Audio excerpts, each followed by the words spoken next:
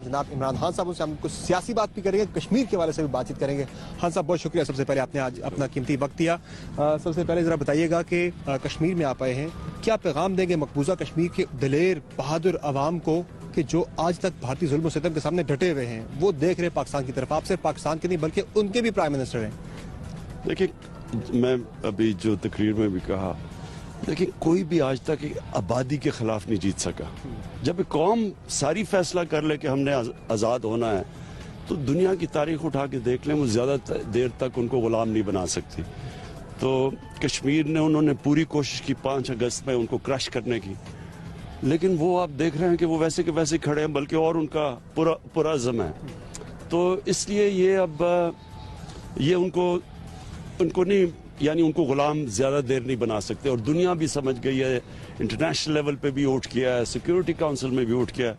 तो ये मैं बड़ा पुरुमीद हूँ कि इंशाल्लाह ये अब आज़ादी की तरफ जाएगा। आपने आज़ाद कश्मीर पे जलसा किया, आके बड़ा फ्रीली आपने ओपनली आके जलसा किया। मोदी को भी चैलेंज देंगे कि श्रीनगर जाके वो भी एक जलसा कर लें? तो वो कभी, यानी वो तो खैर 70 साल से कश्मीर के लोग जो हैं वो तो सब आज़ादी चाहते थे। वो बल्कि उन्होंने तो 47 से पहले अपनी आज़ादी की लगे हुए थे, डोगरों के खिलाफ भी। तो वो वहाँ तो बिल्कुल नहीं कर सकते, क्योंकि वो तो सिर्फ अगर फौज ना हो तो वो कोई वहाँ, उनको पता है कि किसी सूरत उनको रोक नहीं सकते आज़ादी लेने से।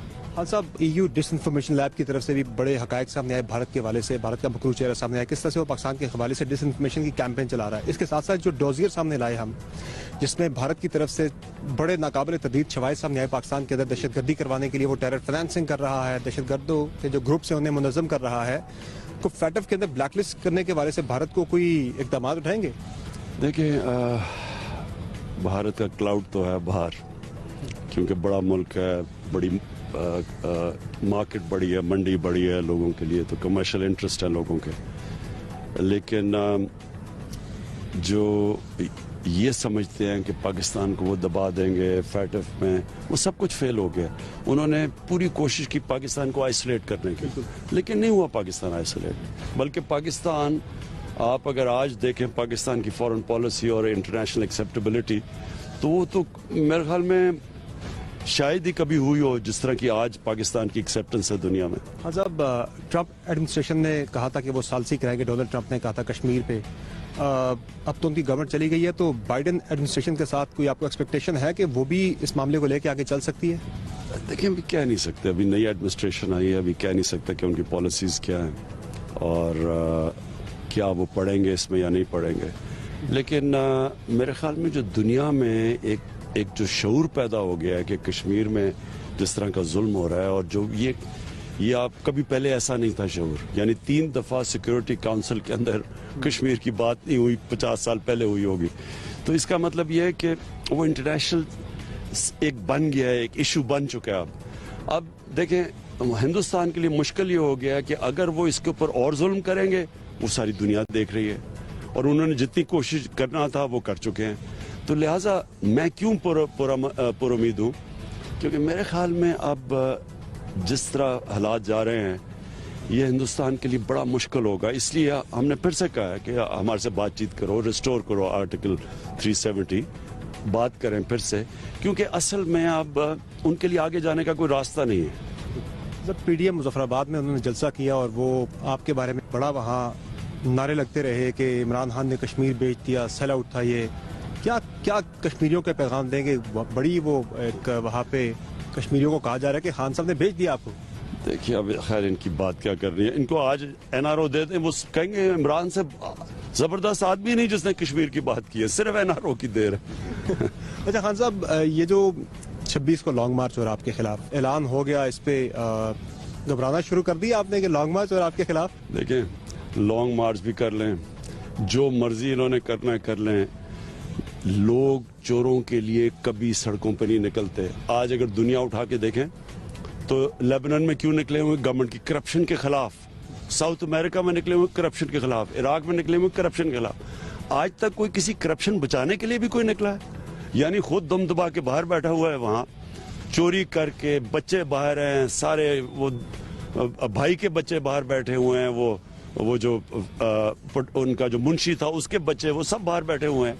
کیوں بیٹھے ہوئے ہیں؟ کیونکہ انہوں نے یہاں ان کو پتہ ہے کہ انہوں نے اس ملک کا پیسہ لوٹ کے باہر لے گئے ہیں اور اس لیے وہ یہ سمجھ رہے ہیں کہ ہم باہر بیٹھ کے تو یہاں لوگ کھڑے ہو جائیں گے ان کی چوروں کی یعنی ان کی چوری بچانے کے لیے بھی کبھی پبلک نکلے گی. یہ لوگوں کو بیوقوف سمجھتے ہیں. جو عوام کو بیوقوف سمجھتا ہے اس سے خود بیوقوف انسان نہیں ہے. انہیں لانے کے لیے کوئی ہوپ ہے کہ واپس لے آ سکیں گے؟ چونکہ آپ کے وزیر داخلہ تو کہہ رہے تھے کہ بڑا ہی مشکل ہے میاں نواز شریف کو واپس لے کر آنا. کوشش کریں گے ساری چیزیں جو بھی ہمارے پاس دیکھیں ہیں انٹرنیشنل لاز ہیں ان کے مطابق جو بھی کوشش کریں گے. شاید دیر لگے گی, جو ایکسٹریڈیشن ہے وہ تھوڑا ذرا لینتھی پروسیس ہے, کوشش پوری کریں گے. یہ جو اتنے آپ پر اعتماد ہیں اس گورنمنٹ کے حوالے سے کہ کچھ بھی نہیں ہونا چاہے جو یہ مرضی کر لیں, اس میں ایک یہ بھی رائے آتی ہے کہ شاید خان صاحب کو فوج کی حمایت ہے اس لیے وہ اتنے کانفیڈنٹلی کہہ رہے ہیں کہ کر لو لانگ مارچ بھی, استعفے بھی دے لو. اور وہ کہہ رہے ہیں کہ گورننس تو اتنی اچھی نہیں ہے کہ گورننس ہو تو لوگ نکلے ہی نہ ان کے ساتھ, کوئی اتنے اچھے حالات نہیں ہیں, خوشحالی نہیں اتنی. دیکھیں اگر اپوزیشن کہے گی حالات اچھے نہیں ہیں یا کوئی میڈیا میں لوگ کہیں گے حالات اچھے نہیں ہیں تو اس کا یہ نہیں مطلب کہ حالات اچھے نہیں ہیں. یہ ہم سب کہتے ہیں کہ حالات اچھے نہیں, وہ ہونے ہی نہیں تھے. جب ایک بینکرپٹ ملک ملا ہے, ایک مقروض ملک ملا ہے تو وہ حالات تو نہیں اچھے ہونے تھے نا. لیکن آج اگر آپ دیکھیں جو ملک کے اندر ٹرن اراؤنڈ ہے وہ ساری سب کے سامنے ہے.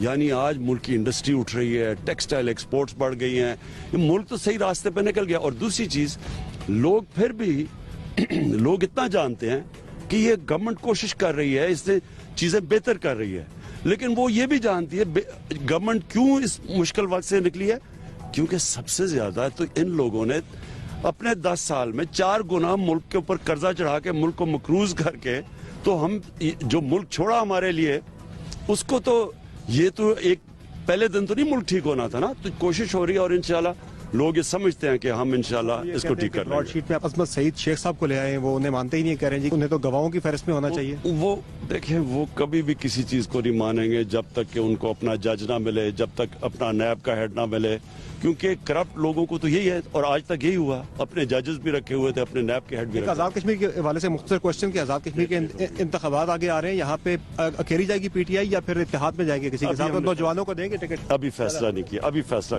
اس کا کرنا ہے. اوکے.